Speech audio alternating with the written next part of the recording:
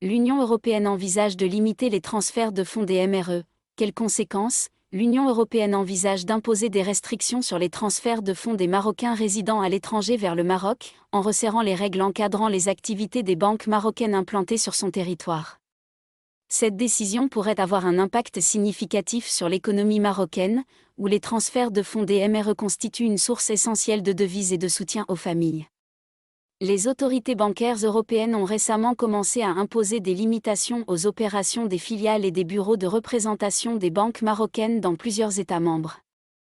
Ces nouvelles réglementations visent principalement à réduire le volume des fonds envoyés depuis l'UE vers les pays tiers, y compris le Maroc. Cette orientation s'inscrit dans une logique plus large de contrôle des flux financiers et de renforcement des exigences en matière de conformité bancaire.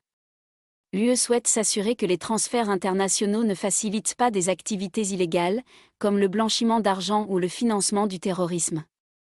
Cependant, ces mesures risquent de freiner les envois d'argent des MRE, qui jouent un rôle crucial dans l'économie marocaine. Les Marocains résidant à l'étranger envoient chaque année des sommes importantes à leurs familles restées au Maroc.